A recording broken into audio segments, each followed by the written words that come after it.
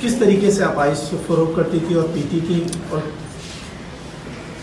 Sir दोस्तों के साथ बैठ के गैदरिंग्स थे तो फर्स्ट टाइम करी, उसके बाद फिर आराम से ज़्यादा फिर खुद ख़रीदने लगे, खुद पीने लगे, लत लग गई। लत लग गई।